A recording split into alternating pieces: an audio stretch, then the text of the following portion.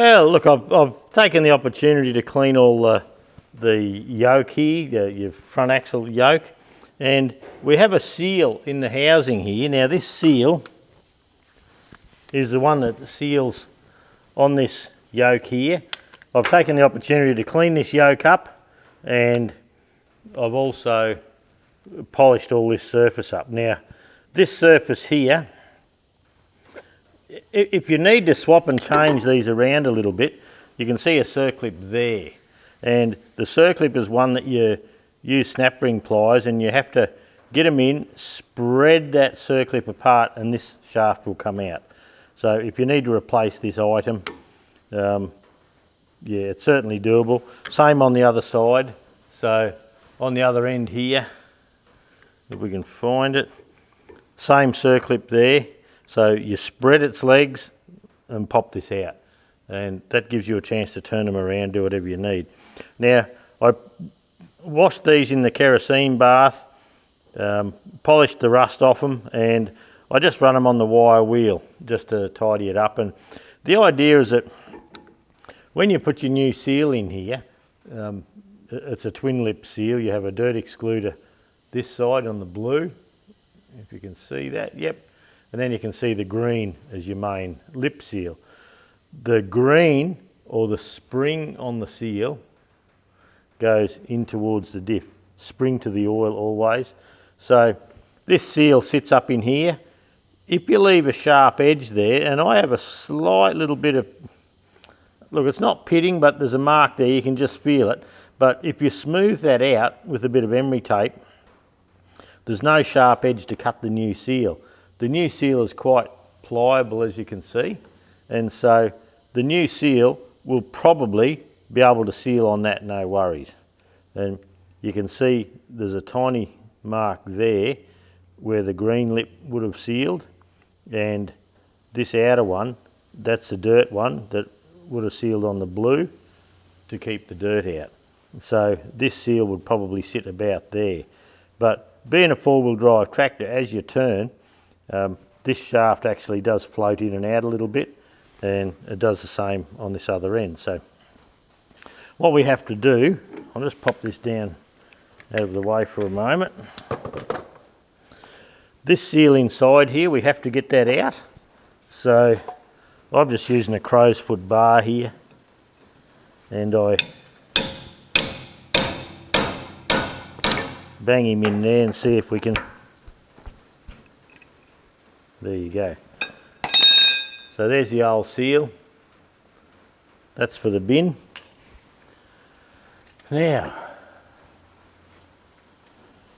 we get a bit of CRC brake cleaner, and we'll just, this is the brake cleaner force. This is, and look, I'm only using the brake cleaner force because I've had it open. I have a new can of standard old brake cleaner up here from CRC, and that will do the job, no worries.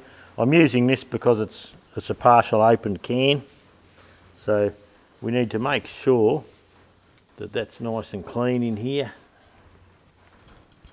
And where the seal goes up into the housing, make sure there's no dirt or rust or anything like that. Now up in the housing there's a little bush, and I'm not going to replace the bush. You can see on the bush, and look, I can't show you with the camera, the light just doesn't work, but on the bush, down the bottom, is a little groove in the bush, and it's on the bottom, so any oil that gets out to here on the bush and inside the seal there, the turning of the shaft will actually turn that oil back into the diff housing, turn it away from the seal. So in this axle, the front of the slot is to the front and the back is to the back. So when the axle turns, it pushes oil back. So look, just something to keep in mind with that. Now, I'll have to go and find my little punch I had organised. This is just a little pump, a little bush basher kit I bought off eBay one time. Now it looks like a 52 mil, so that would be 2 inch. But these are metric, remember, these axles. And the seal we're putting in is a Spar X. Where are we there? 7776. So we just put him in dry. No need to put any sealer on the outside. If the housing's good there, there's no need to bugger around with it.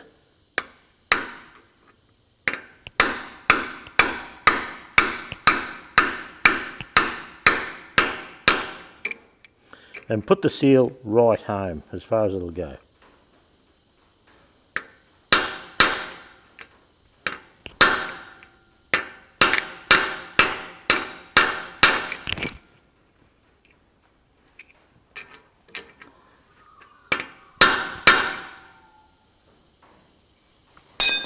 That's about it.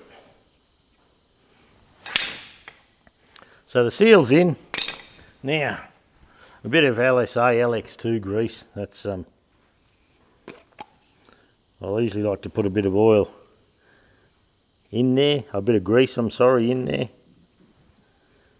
So we're greasing up the bush, but the bush doesn't need grease. I just like to put a little bit on the seals just to help with assembly. So as the shaft goes in, it gives us it just helps it slide a little bit. So now, this shaft here, now try and support the shaft and don't hang it onto the seal.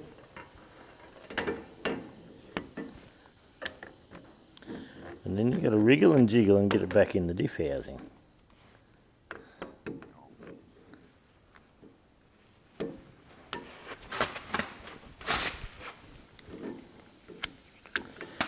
This job, when you're doing the hub seals, yeah, it's a bit of a fiddle.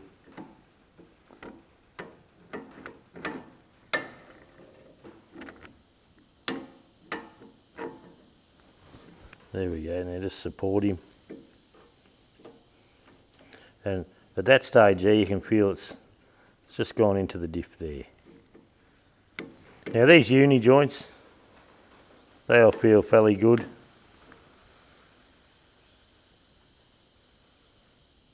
Maybe a little bit of wear there, but at this stage I'm not planning on replacing them. Now if we have a look, whoever's put these unis in at some other stage, they don't have them lined up. So I wish they did have them lined up. But anyway, we're going to pump a little bit of grease in there while it's easy to do and we have the opportunity.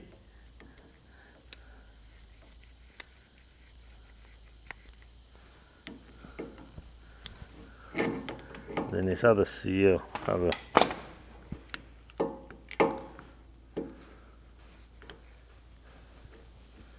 there's the other one. It's easy to do now. With the steer and knuckle in, you can get grease into them, but it's just a bit harder to do.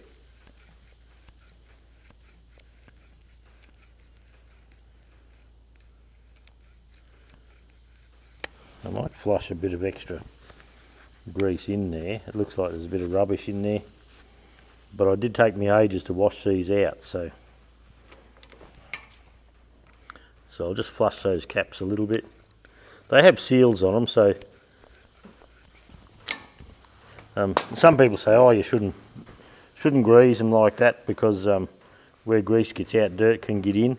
Well, the rubber seal on this cup, on the cups, is good, so I'm happy to do it.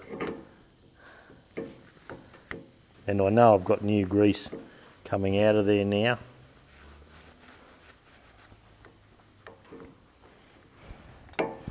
Might give this one a little more.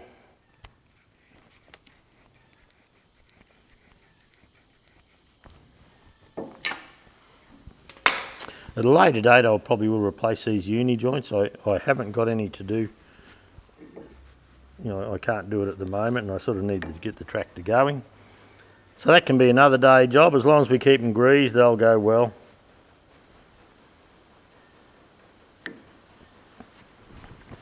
Okay, so that's that bit. Now, on the yoke here, on the main hub assembly, the seal replacement job is exactly the same as that. You just pop one out, pop one in, and we put the housing up over the seal, feed it on as we go. Now, my bearings in the kingpins here, I've bathed them all up and cleaned them up and had a look, and I do have new bearings to put in it, but I'm not going to. There's no need. There's just no wear there. And I have the bearings S7779 as the Sparex number. 207036 is the taper number, I believe. And if these need replacing, the cup that sits up in the top here, and I might bring this camera in and see if I can drop you down onto it. Okay. Now this cup is perfectly good on mine. I just can't see the sense in replacing parts for the sake of replacing them. Now, inside this hole here, there's like a Welsh plug, and you could tap from underneath, but you would bugger that up and you would have to buy a new one. The best bet for these is to get a welder, just run a weld inside the cup here, a nice hot weld. Don't go anywhere else. And when that weld shrinks, these bearings will just pull out with your fingers. You just pop them in again and away you go. These bearings are originals. They have a nylon race. You don't need the nylon race. So what happens is the bearing sits in the hole there. Now there's a little dust shield that goes on. Then on your kingpin here, there's an O-ring that sits in that groove there. So the O-ring sits on, and what actually happens is that O-ring seals between the bearing and that tin cover, and that stops any dirt and rubbish getting in. So it's a good thing. Now to bring this yoke on, we need the top and bottom bearings in place. So the bottom bearing needs a big heap of grease on it, and the grease will hold it up in. I'll just come out again a little bit.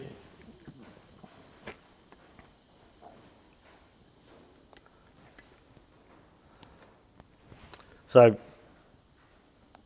when you bring this yoke in, the top and bottom bearing needs to be in so the yoke can come over top. So you really need to grease this bottom bearing up, pack it full of grease and jam him up in there and try and slide the whole housing over. It's not hard to do, it does work okay. Now with your kingpins, I've washed all these up, but I just thought I'd leave this and show you. Before you put them in, pump the old grease out, new grease in. So I used to grease these fairly commonly, so there goes the red grease out. And there's the blue grease, so we know we've cleaned that grease tube out, the gallery, and there's no dirt or rubbish in there that we're going to introduce into our new bearings. So we know we're going to be all good. Now another tip is get a clean-ish piece of rag and put under where the bottom bearing would go, because if it's just dirt down the bottom there, you grease the bearing up, you put it in, and sometimes they'll drop out. And if they just go plop straight onto a clean piece of rag, you can pick it up, put it back in, no trouble, straight in. But if you're doing it on the gravel, on a dirty floor, something like that, you are going to need to grease him all up. It's just the way it is. Now the bottom one here, I'll just run grease through the bottom kingpin here as I did with the other one. Just make sure there's no dirty grease there. There's nice new grease coming out there.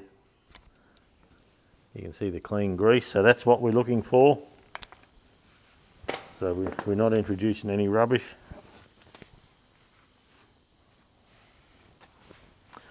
Okay, so from here, I'll go and put this seal in the yoke, but before we do that, we'll get some of our LX2 again.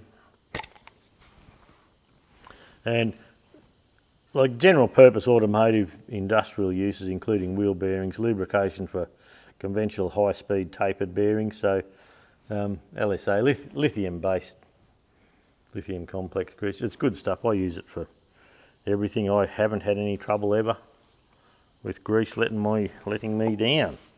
So as per normal, you force grease into the bearing. Just so, rub it on your hand like that. Use gloves if you want to. So we're just forcing grease in one side, and it's pushing up through the rollers.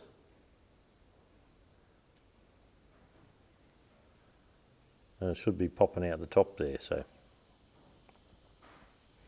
So, and look, in reality, these only turn about probably 20 degrees, 30 degrees, something like that.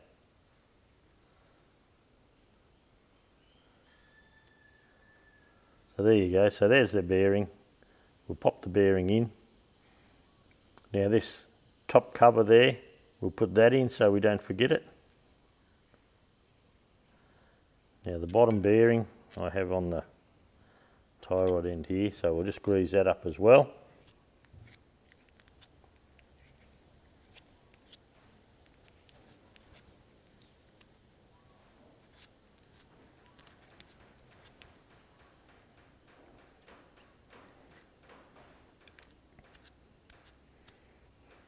And this bottom one, just make sure there's plenty of grease around there, because as I said, we're using the grease to hold it in place. So we'll pop the cover there. We'll pop him in there.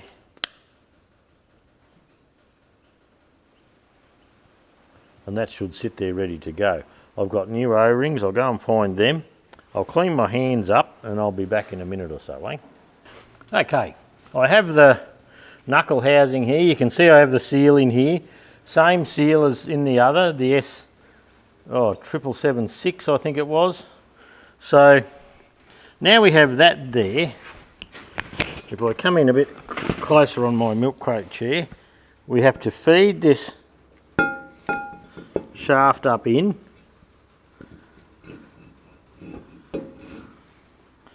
And holding the bearing up underneath, and we have to help line this shaft up. So I'm moving the yoke up and down a bit to line the shaft up so we're not cutting the seal.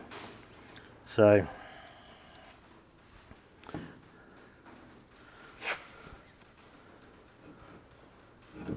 there we go, that's sticking out there nicely. So now the O-rings for the kingpin, I always put the top one in first because it does hang on the top. It's Sparex S7778 is the O-ring for the kingpin. So that fella goes there, and once you get them lined up, the O-ring can sit down into the groove that it's supposed to sit in, or you can put it on the pin and take it down as well. Doesn't really matter. So the kingpin can then be located.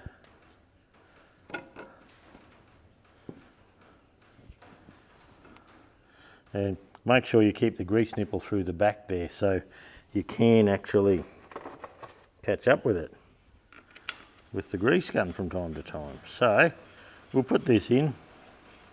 Oh, I have the shim there. Remember where the shims come out from? So, same thing with the bottom kingpin. We'll replace the O-ring here.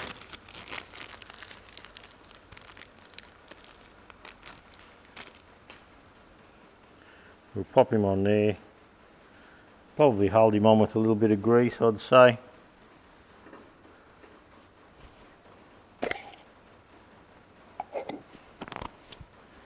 You can hear the shed creaking away like a beauty today.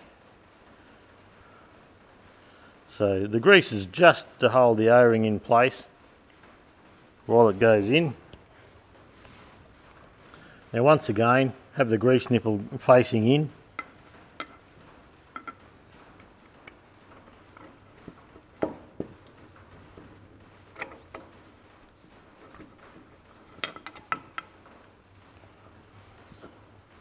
And I'm just trying to line up the bearing if I can.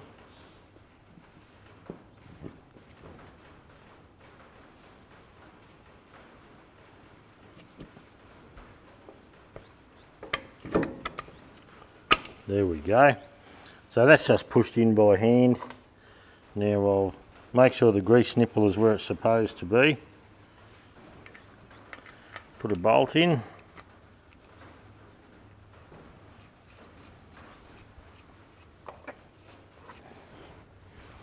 Okay, so we'll tidy up the bolts. We'll get all the bolts started. So get all the bolts started before you actually try and tension anything up. It just makes life easy.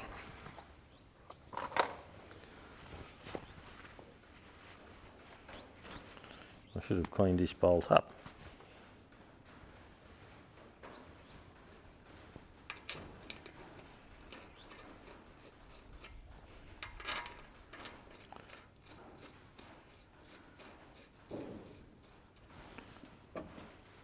That feels good.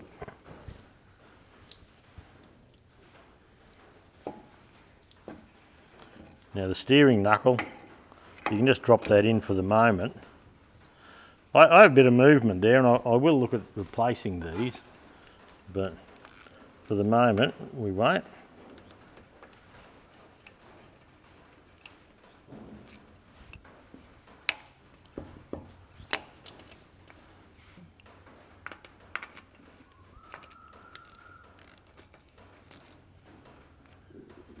And we'll try and just do them all up gently.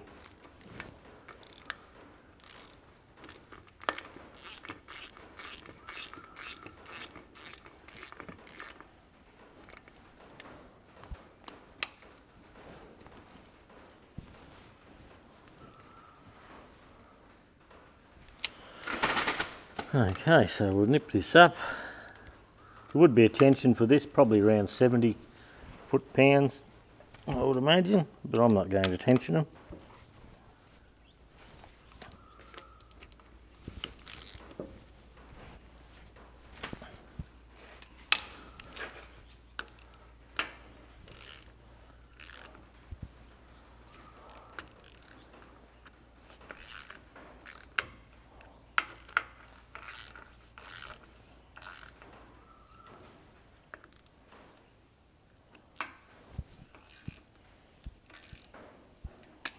And we'll take the steel knuckle out and work this back and forth a bit. And look, what we're doing there, it's just so all the little needle bearings find their own happy spot. And you may notice, if I get that out of the way, you may notice that this axle pokes in and out as you turn. That's what happens as you drive around. But if you recall, on here there's a thrust washer. So when the thrust washer holds this in place, it moves in and out of the back there. So we have a thrust washer here on the cap, if you remember. We have a thrust washer and a circlip there. And so this part of it remains fairly captive. The other side seems to do more of the moving. So once we roll him back and forth a few times, just to make sure the needles are where they should be before we nip it all up.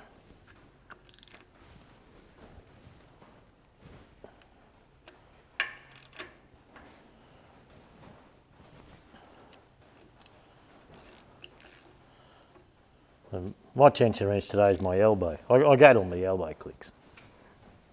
They click, there you go. But yeah, don't get too carried away. If you haven't got a tension wrench, it's certainly a job you can do.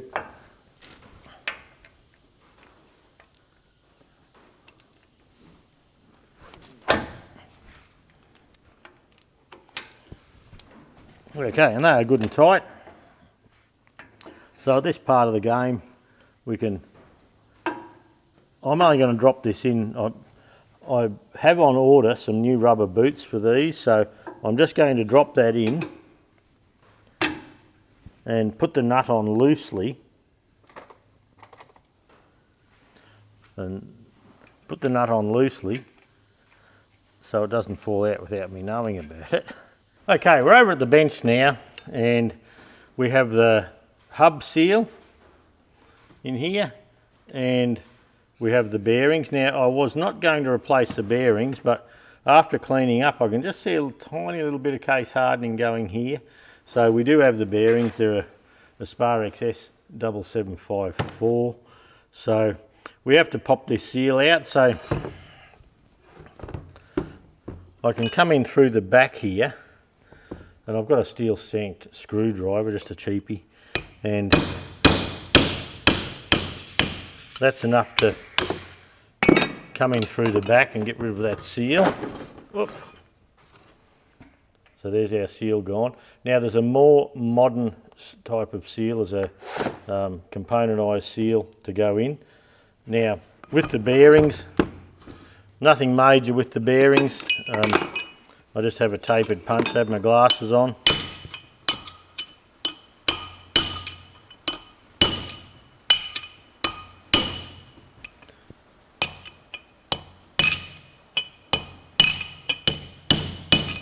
They're not particularly tight. Just a light press fit really.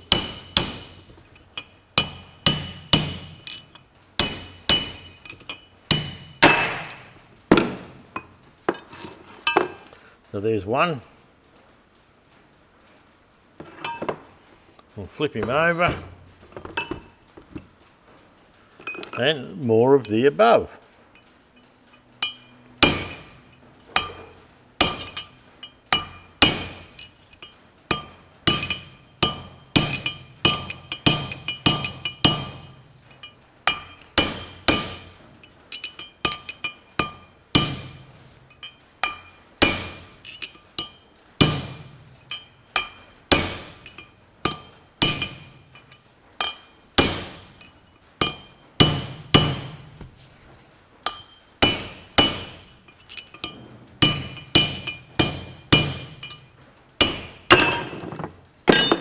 And there you go. So that leaves us with the hub, and we'll clean him out, give him a good wipe out in here. You can still smell some of the old gear oil, a bit stinky, that hypoid.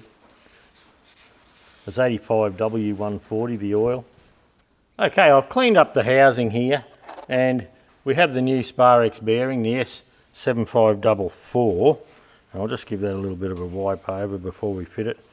Now, I've had the oil can and I've oiled the bore a little bit to make the bearings go in easier. Just a little bit of lube's a good thing.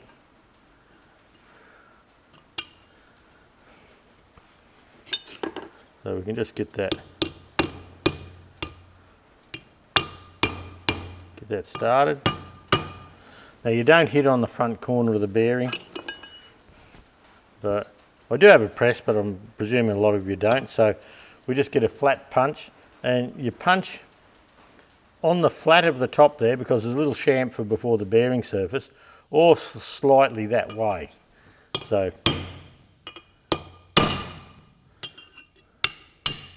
and try and keep it even, not like me.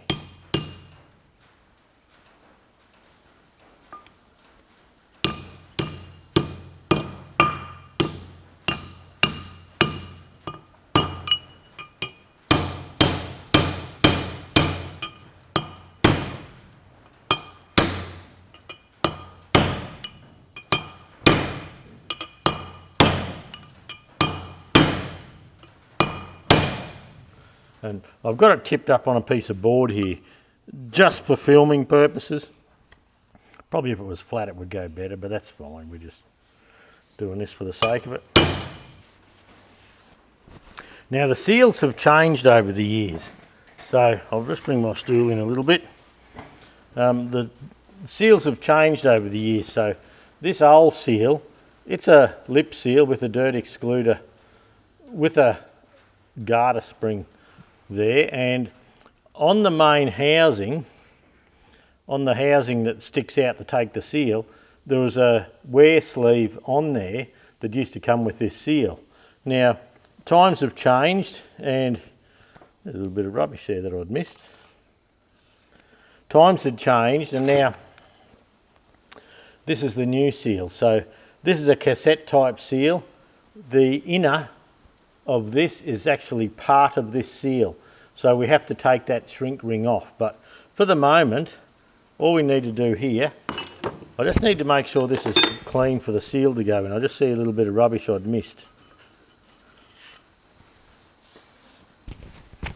So I'll just make sure there's nothing else around there that I don't know about. And I turned up a little tool, 150mm across, and now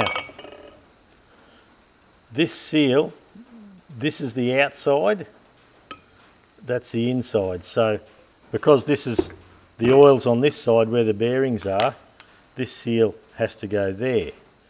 So with my little tool here, I can line that up as best I can. Is that nice and square? Yep.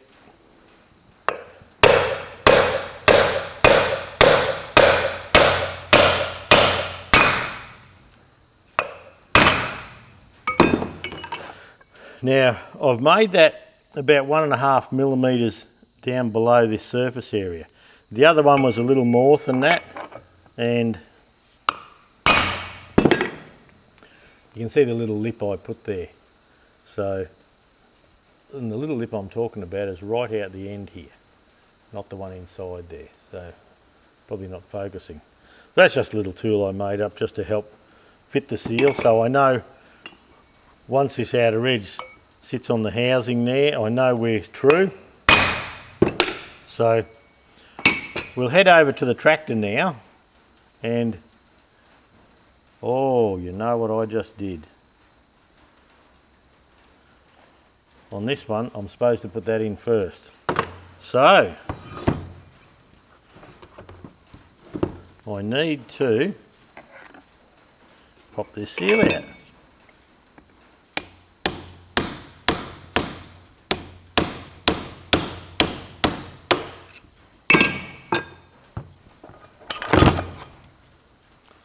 So I can get that seal out by just bumping on the side there, so there was no real harm done.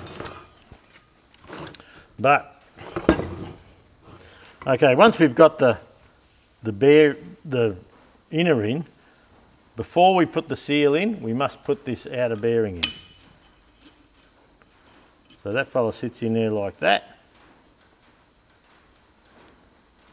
Then this seal comes down in over the top. So we just make a